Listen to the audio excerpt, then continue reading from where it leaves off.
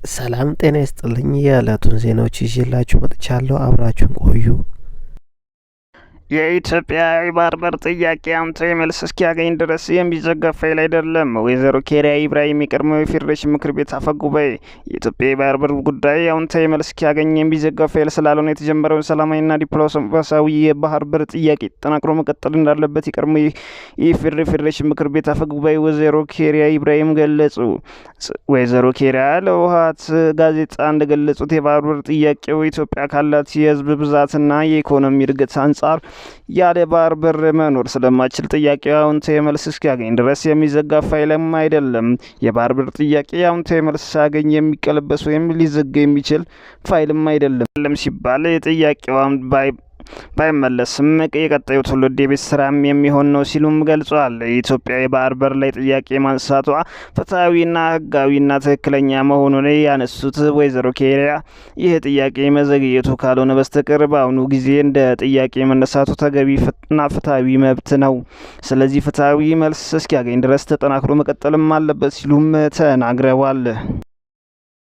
ለሕክምናው ዘርፍ 130 ቢሊዮን ብር የሚጠጋ ሀብት እየተበጀተ ነው። ጠቅላይ ሚኒስትር ዶክተር አብይ አህመድ መንግስት ለሕክምናው ዘርፍ 130 ቢሊዮን ብር የሚጠጋ ሀብት እያበጀተ መሆኑን ጠቅላይ ሚኒስትር ዶክተር አብይ አህመድ ገለጹ። ጠቅላይ ሚኒስትር ዶክተር አብይ አህመድ ከመላው ኢትዮጵያ ከተውጣጡ የጤና ባለሙያዎች ጋር ተወያይተዋል።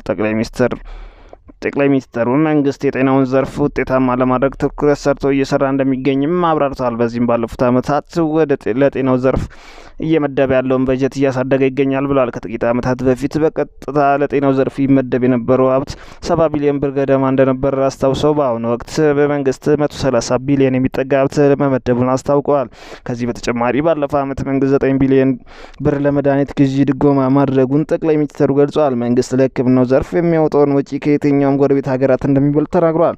በጤናው ዘርፍ መንግስት ለግንባታ የሚያወጣውን ወጪ የትኛውም የጎረቤት ሀገር እንደማያወጣም ጨምሮ አንስተዋል። ምንም እንኳን ለጤናው ዘርፍ የሚበጀት በጀት እያደገ ቢሆንም ካለው ፍላጎት አንጻር ገና መሆኑንም ጠቅሰዋል። በሶሪያ በሚገኝ አንድ ቤተ ክርስቲያን ላይ በተፈጸመ ጥቃት የ22 ሰዎች ህይወት አለፈ። በሶሪያና ከተማ ደማስቆ ደዌላ ሰፈር ውስጥ በሚገኝ ቅዱስ ኤልያ ቤተ ክርስቲያን ላይ አጥፍቶ ጠፊዎች ባደረሱት ጥቃት ቢያንስ 22 ሰዎች ሲሞቱ ከ60 ሰዎች በላይ የሚሆኑት ሰዎች ደግሞ ቆስለዋል። ጥቃቱ የተፈጸመው በግሪክ ኦርቶዶክስ ቤተ ክርስቲያን ላይ ሲሆን እሁድ በጸሎት ሰዓት ምዕመናን ባሉበት ነው። የሀገር ውስጥ ጉዳይ ሚኒስቴር በሰጡት መግለጫ የአይሲስ አሸባሪ ቡድን ጋር ግንኙነት ያለው አጥፍቶ ጠፊ በዋናው ከተማ ደማስቆ ደዌላ አካባቢ በሚገኙ ቅዱስ ኤልያ ቤተ ክርስቲያን ውስጥ በመግባት ተኩስ ከከፈተ በኋላ በተቀጣጣይ ፈንጂ ራሱን አጠፋ ሲሉ ሁኔታውን ገልጸዋል። የሟቾች ቁጥር ከዚህ በላይ ከፍ ሊል እንደሚችልም ተሰግቷል። የተመድ ተቆጣጣሪ ቡድን የኢራን የኒውክሌር ይዞታዎችን ለመመርመር እንዲቻል የግጭት አቁም ጥሪ አቀረበ። የተባበሩት መንግስታት ድርጅት የኒውክሌር ተቆጣጣሪ ቡድን ዓለም አቀፉን የአቶሚክ ኤጀንሲ IAEA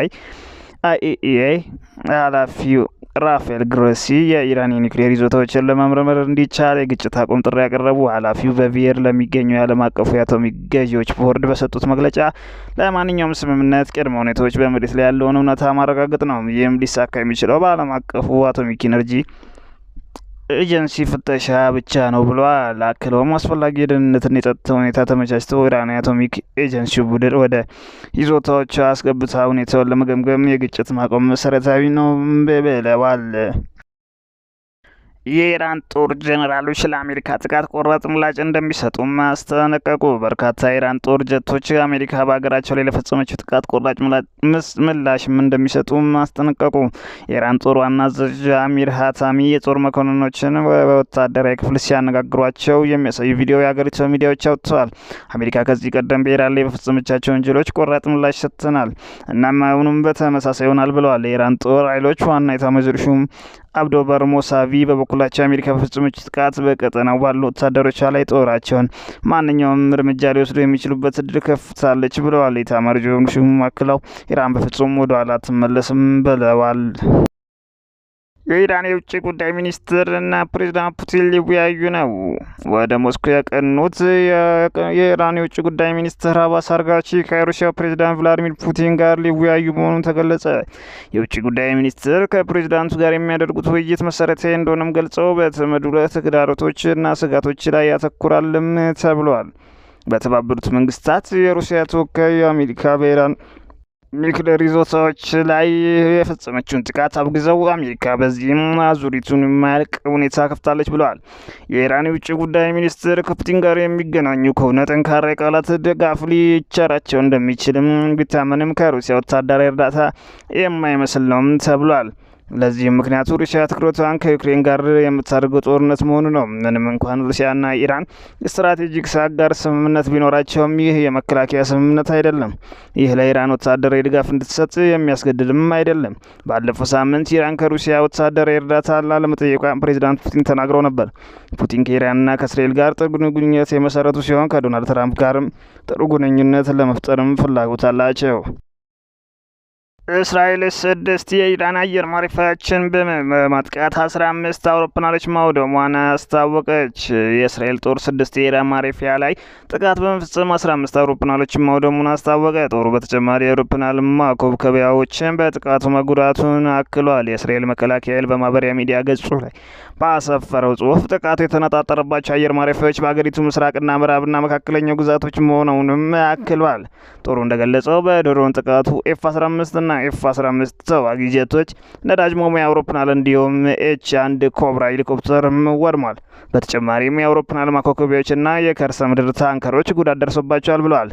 እነዚህ ጥቃቶች መቼ እንደተከሰተ ግልጽ ባይሆንም ኢራን ጥቃቶቹን አላረጋገጠችም። ኢራን የኒውክሌር ምኞት መክኗል። የአሜሪካው መከላከያ ሚኒስትር ፔት ሄግስተን የኢራን የኒውክሌር ምኞት መክኗል ሲል የአሜሪካ መከላከያ አስታወቀ። የአሜሪካ መከላከያ ሚኒስትር ፔት ሄግስተን እንደገለጹት አሜሪካ በኢራን 3 የኒውክሌር ተቋማት በቦምብ መደብደቧን ተከትሎ የኢራን የኒውክሌር ተቋማት ከጥቃቱ በኋላ ከፍተኛ ጉዳት ደርሶባቸዋል። ሚኒስተሩ እንዳሉት ጥቃቱ የስርዓት ለውጥ ለማምጣት ሳይሆን ኢራን የኒውክሌር ጦር መሳሪያ ባለቤት እንዳትሆን ያለመ ነው። በመሆኑም በጥቃቱ የኢራን የኒውክሌር ምኞት መክኗል ብለዋል። ፕሬዚዳንት ዶናልድ ትራምፕ ኢራን ሰላም ካላመጣች አሜሪካ ተጨማሪ ጥቃት እንደምትፈጽም አስጠንቅቀዋል። የኢራን የውጭ ጉዳይ ሚኒስትር ጉዳዩን አስመልክቶ ትናንት በሰጡት መግለጫ አሜሪካ ቀይ መስመር ማለፏን ተናግረዋል ሲል ሲኤንኤን ዘግቧል። ከኢራን ጋር ጦርነት አንገጥምም፣ ከኒውክሌር ፕሮግራም ጋር ግን ጦርነት ላይ ነን። የአሜሪካው ምክትል ፕሬዚዳንት ጄዲ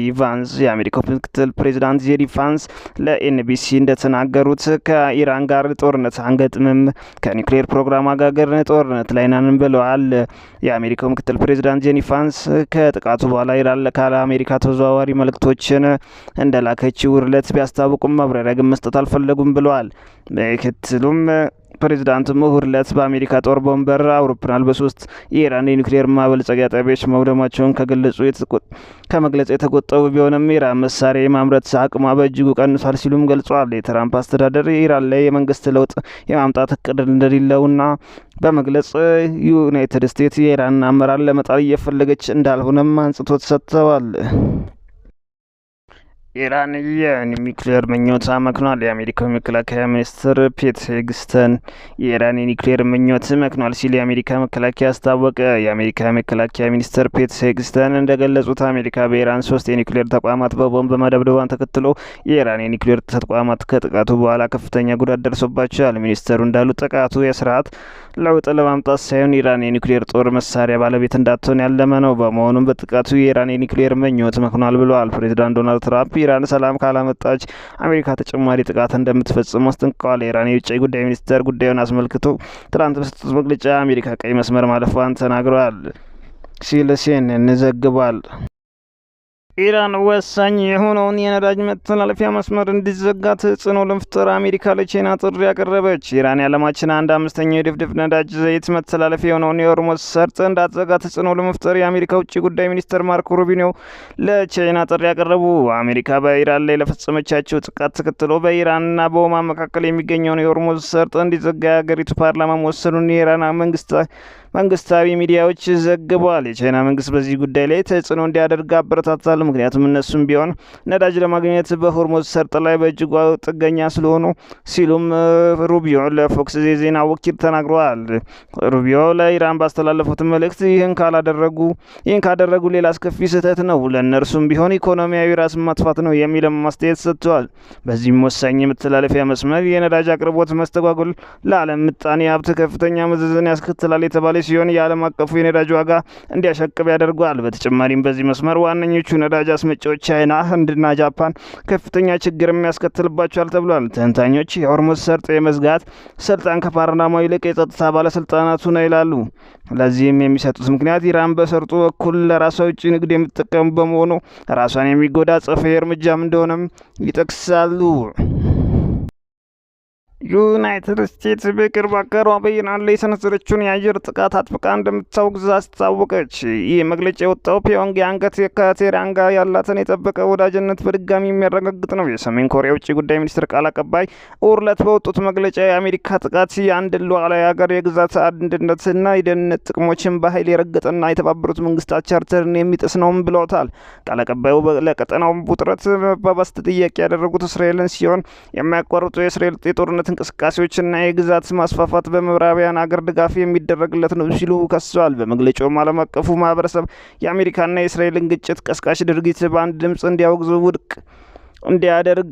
እንዲያወግዝና ውድቅ እንዲያደርግ ጠንካራን ጥሪ አቅርበዋል። ኢራንና ሰሜን ኮሪያ ለረጅም ጊዜ የዘለቀ ወዳጅነት ያላቸው ሲሆን ሁለቱ ሀገራት በምዕራባውያን ማዕቀብ ስር ይገኛሉ። በተለይም በሚሳኤልና በኒውክሌር ቴክኖሎጂ ልማት ላይ በድብቅ ይተባበራሉ ተብሎም በስፋት ይጠረጠራል። በመሆኑም የሰሜን ኮሪያ የውግዘት መግለጫ ከዲፕሎማሲያዊ ድጋፍ ባለፈ ስትራቴጂክ አጋርነትን ማሳያም እንደሆነ ይቆጠራል።